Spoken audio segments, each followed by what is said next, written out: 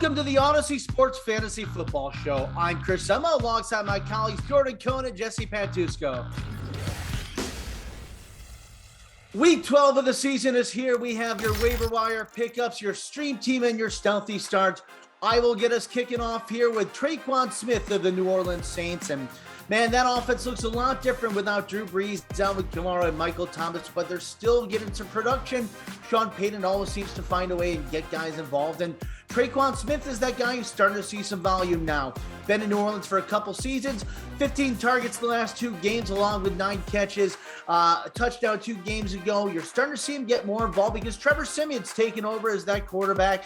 They find a way to get some production there offensively, and you're seeing Siemian really get guys involved who he worked with as that second-team quarterback before Winston went down. Adam Troutman was going to be my pickup. Then he goes down with the MCL sprain. Same kind of vein between Tre'Quan Smith and Adam Troutman. It's Siemian getting guys he trusts involved within that offense. You're seeing the production. You're seeing that volume. So that is where I'm looking. Jordan, who's your pickup this week? I like that pick, especially in kind of a light week on the waivers. And that kind of explains my pick, which is wide receiver Will Fuller. He hasn't played since week 4. He's been dealing with injury problems the whole season. He might not even be ready by week 12, but he was at least in question as to whether or not he'd be able to suit up in week 11. That means a return is probably going to come pretty soon. And again, this is a week without too much frenzy on the waiver wire, so this might be a good time to go for a long-term pick here. He's obviously a fun player who can explode for a big stat line in any game. And week 15, which he should definitely be back for, Miami gets to up against the Jets. That would be a really gutsy but exciting and potentially game-changing, stealthy play with the playoffs underway. So I like Fuller here when there's really not that much excitement elsewhere. Jesse, who are you looking for on the waiver wires this week?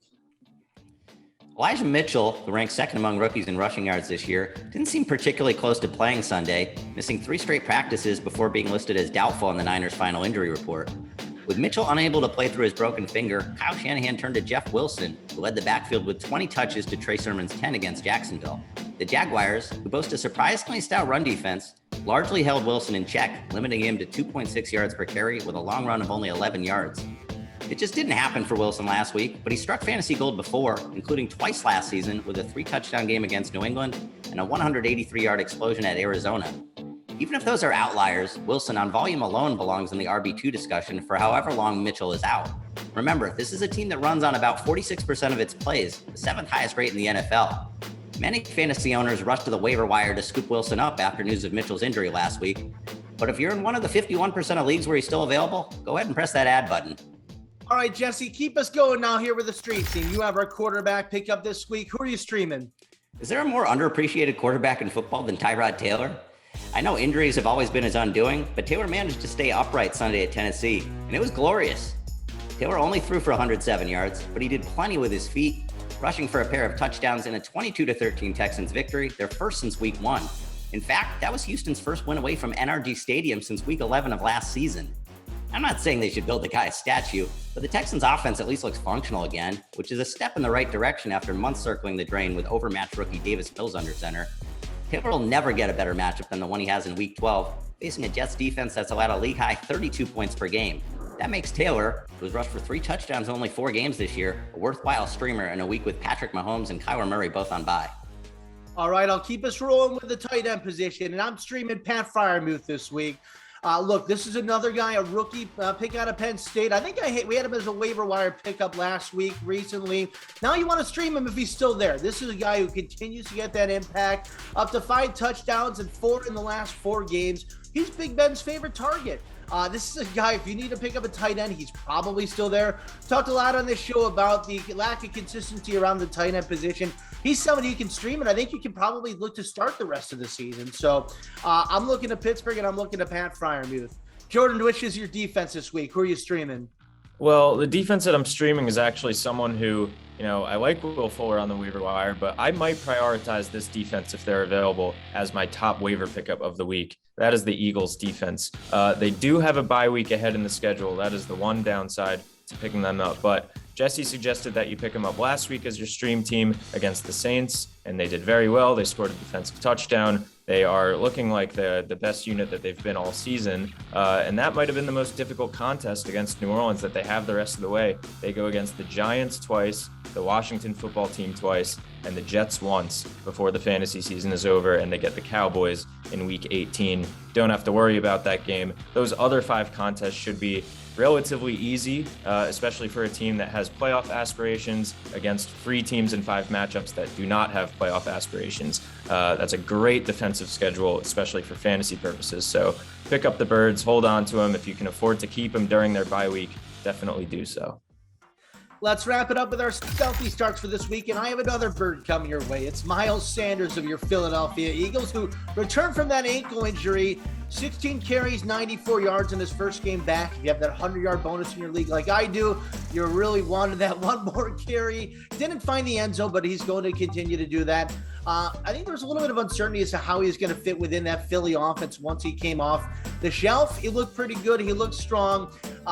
It's tough right now. It's tough sledding at that running back position. Injuries all around the league. That's somebody I think you can plug in and get some consistency out of. Facing a bottom third run defense in New York, the New York Football Giants. So take advantage of that opportunity if you got him stashed away on your bench. I'm looking to Miles Sanders. Jordan, who's your stealthy start this week? Well, there may not have been a harder player to hold on to and just pray that he'd break out of his slump this year than Brandon Aiyuk of the 49ers, but it appears as though he has done just that. Over the past 3 weeks, here's the target share for the 49ers. Deebo Samuel, who no one would ever think of benching at this point, has 15 targets. George Kittle, who no one would ever think of benching at this point, has 19 targets. And Aiyuk is tied for that team lead with 19 targets himself. He just had the best game of his season this past week, hauling in all 7 of his targets for 85 yards and a score. So yeah, maybe it's time to put that first half of the season in the rearview mirror and just look as Aiyuk as a very good player going forward. Week 12 is a great time to fire him up against the Vikings, who have allowed the 2nd most fantasy points to wide receivers on the season. So Aiyuk is my stealthy start, and I feel pretty confident about that one. All right, Jesse, wrap it up. Who's our stealthy start for this week? Yeah, I know we call this segment Stealthy Starts, but there's not really anything stealthy about Michael Gallup this week. Though he didn't do a whole lot with it, Gallup commanded 10 targets, good for a 23% target share, Sunday at Kansas City. There's a reason for that, and it's not because Dak owes him a favor. Gallup's increased role in the Cowboys' passing game came out of absolute necessity, with Amari Cooper in COVID protocol and CeeDee Lamb unable to finish the game after suffering a first-half concussion. It's a short week for the Cowboys, who, as always, are playing on Thanksgiving. That fast turnaround makes it unlikely we'll see either one suit up against the Raiders, leaving Gallup as the default wide receiver 1 in Dallas. There's shootout potential in this one, with FanDuel setting the over-under at a healthy 51 points, the 2nd highest game total on this week's slate. Gallup is due for a blow-up game, and I think we can pencil it in for Thursday at about 4:30 Eastern. Yeah, don't let that tryptophan get you along the way for watching that one. We got a big football Thursday coming up. Love Thanksgiving Day. Week 12 is upon us. For my colleagues, Jesse Pantusco, Jordan Cohen, I'm Chris Summa, and this is the Odyssey Sports Fantasy Football Show.